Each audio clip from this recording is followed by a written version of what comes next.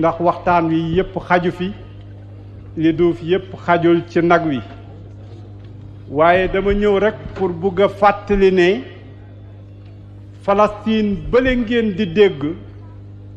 ak toogaay ba fa Israël toog dul dañoo toog ci réew ñuñ Palestine ci suñu réew ñun lañ toog yonent bi sallallahu alayhi wa sallam moo ñu ne ardu ribaat xatta qiyaam saa na ngeen ma ko sàmmal joxe ci seeni bakkan duñ dañ di leen bunduxataal ba keroog ba saa di taxawee li tax ñu ñuy tuddee marabu foofu la baat bi jógee baatu marabu ci baatu murabit la jógee mooy le sentinelle ki jóg wax ne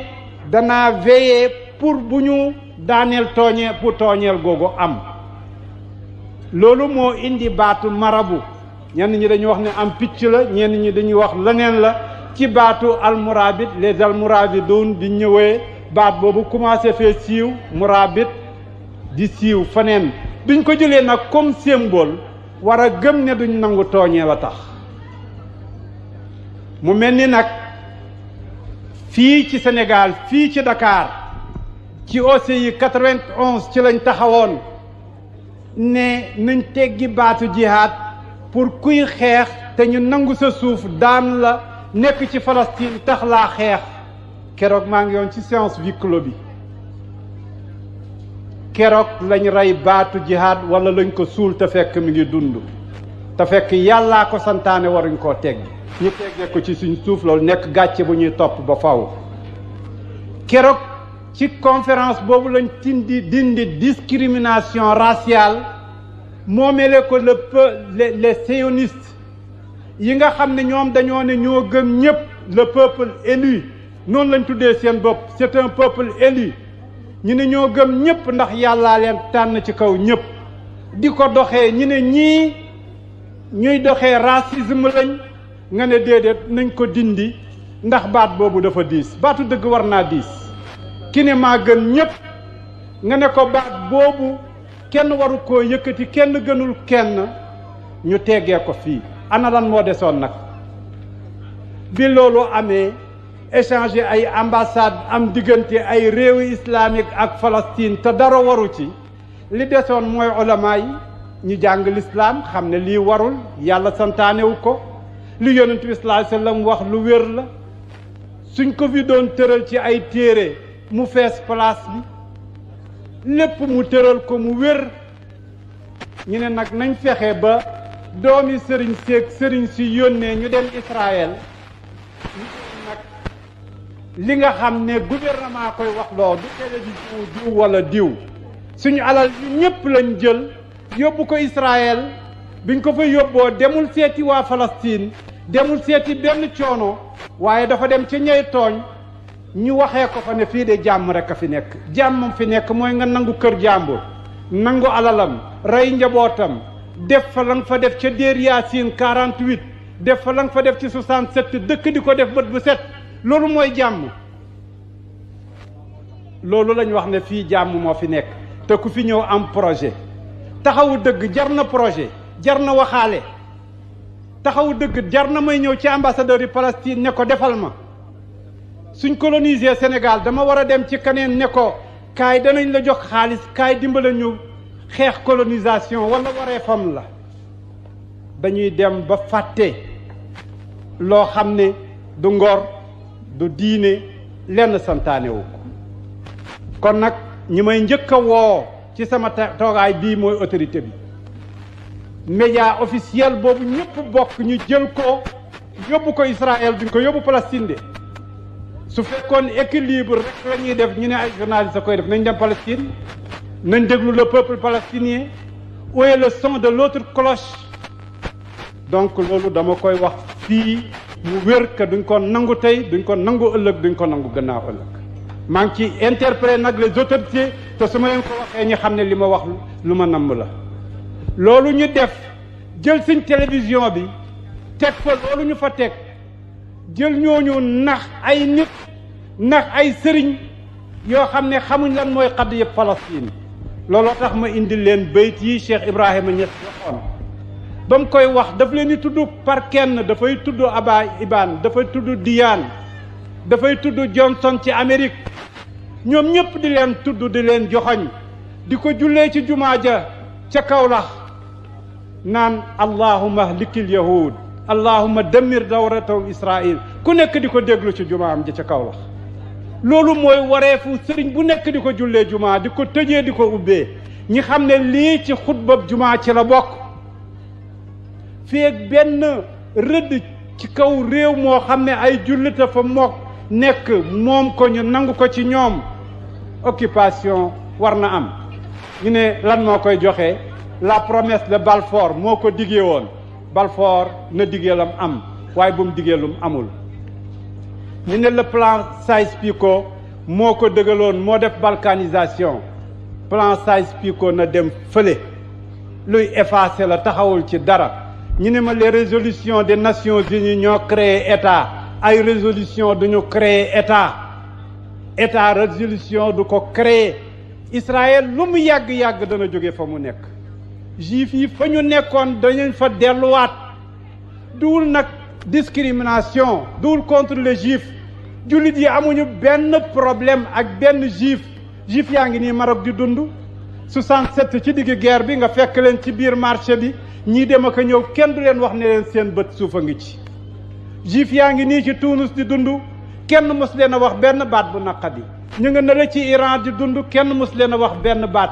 problème bi du problème mu juif musulman chrétien problème mu occupant la problème mu oppression la problème mu colon la problème boobu nag lañ dul nangu ak ku ko mun di def ci àddina bu puissance ñëwee occupé danañ ko ne bàyyil occupation ñii yegg nañ tey di wax sax territoire u 67 ñun nag ulama yi nag n'exige pas le territoire de 67 il exige toute la Palestine on exige toute la Palestine on n'exige pas les frontières de 67 ça c'est politique et c'est pour les politiques mais pour nous tout ce qui n'est pas légitime ne peut pas être légalisé et c'est pas légitime donc dama bëgg point yooyu mu leer dañoo ñëw pour ñu xam ne Sénégal bii jàppale dëgg ko mës a tax a jóg bu ñu naxasaale bu ñu yóbbaale di dem ci yeneen i réew nag naan leen wëy ulama yi ca Sénégal doomi sëriñ sa dem na Israël kaa leen dem Israël ku fa dem te fekk farata taxula faa dem mission bu ñu xam taxula faa dem xanaa visite ji une occupation la ngay def ànd naag ute naag diine ci lu wér nag ci lu alquran wax lu xadis yonent bi sallallahu alayhi wasallam tëral lu fuqahaa yi wax kër gu ñu nangu la ku nangoon sa kër nag ma ne maa ngi ñëw di la ndokkeel yow ñu ko nangu seet leen loola lan lay firi loolu rekk la man mu nangoon sa kër keneen jóg ni ma xaaral ma ndokkeel ko ci nangu gém nangu këru jàmbur loolu rekk la li ñuy jaay nag dara amu ci alquran nag digée na te diggéem dana ñëw li ma bëggoon a wax bëri na waaye li am solo mooy tey ñi fi nekk ci ay kilifa war a jot kàddu dañoo bëri te waxtu wi guddul trop looloo taxoon rek waaye nag message bi bu jàllee ba ñu xam ne peuple Palestine ci suñ xol la nekk ba ñu xam ne jàppale gañ koy jàppale du discrimination du religion du leneen dañ koy jàppale ndax dëgg la ndax nangu alali jàmbur dafa warul tey te warta jàll diineeg diine nag diine ju nekk na liggéeyal boppam ku ko fekk si ko ku ko fekkul ñàkk fekki le principe de l'islam est clair lakum diinukum waliya diin la ikraha fi diin c'est pas un problème de religion kon loolu na leer jàppalewuñ ko ci turi diine ak lu dul diine dañoo àndul ak occupation loolu moo amul donc point yi nag bu demee ba leer jàppale kenn kuy tooñ ak ku mun di doon bu boobaa dafay dàqwanteeg santaane bi yàlla dafay dàqwanteeg santaane bi yonent kon lii la ñu ne woon tey dañ ko def journée de solidarité avec peuple palestinien pour liñ bëgg a tilimee suñu réew mi en tout cas buñ ko defee ci turi peuple yi dañ ko faxal bu ko état yi bëggee def nag seen tur lañ defoon ci aussi lañ defoon la leen responsabilité état la l'état peut être laïque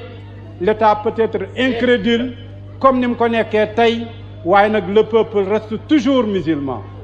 ce peuple reste toujours musulman dans sa majorité l'État peut être tout ce qu'il veut être, waaye le peuple restera toujours musulman, fidèle à ses principes, fidèle aux enseignements de l'islam dans sa majorité, je dis bien. kon lii laa ne woon tey danaa ko fi jottali ci seen kanam. day jox kàddu l'ambassadeur palestinien, jox ko Alhaji Moustapha Cissé, jox ko professeur Malick Ndiaye, jox ko itam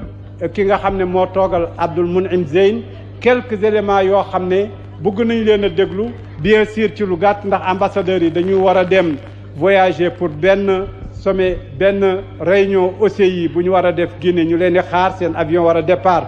19h, waruñu leen a téye au delà. loolu yëpp ñu koy respecté. kon dañu ne woon rek il faut que ñu marqué loolu ba ñëpp xam ne lii mooy suñ position ci Palestine, mooy position yi peuple sénégalais, le peuple musulman et même les non-musulmans au Sénégal qui luttent pour la justice, dégg nga, di lutte aussi di lutter pour la souveraineté. ñoom itam suñ combat mooy seen combat. c'est pas un combat seulement religieux, mais c'est un combat juste. donc peuple palestinien lu mu laaj lu yomb la, mooy li ngeen di laaj yéen ñëpp rek. damaa bëgg a am sécurité, dama bëgg a am paix ci sama réew rek, loolu rek la ñuy laaj. nga ne ko nag doo am paix, doo am sécurité, kuñ ko waxoon ci ñun ñii ñëpp itam mu jóg rek lam am yëpp mu jaay ko ci. kon duwal lu ëpp loolu. moo taxoon mu bëgg koo leeral ci bopp yi ba mu leer. kon Oustaz Assane maa ngi lay delluwaat kàddu gi. lii mosaale rek la, li ci des nag ci guddi gi lay ñëw incha allah. ndax waxtaan wi yëpp xaju fi, li duuf yëpp xajul ci nag wi, waaye dama ñëw rek pour bëgg a fàttali ne Palestine bële ngeen di dégg ak toogaay ba fa Israël toog, dul dañoo toog ci réew ñuñ Palestine, ci suñu réew ñun lañ toog. yonent bi sallallahu alayhi wa sallam moo ñu ne ardu ribaat hatta qiyaam as-saa. na ngeen ma ko sàmmal, joxe ci seeni bakkan, duñ dañ di leen bunduxataal ba keroog ba saa di taxawee. li tax ñu ñuy tuddee marabu, foofu la baat bi jógee. baatu marabu ci baatu murabit la jógee, mooy le sentinelle ki jóg wax ne danaa veiller pour bu ñu daaneel tooñee, pour tooñeel googu am. loolu moo indi baatu marabu.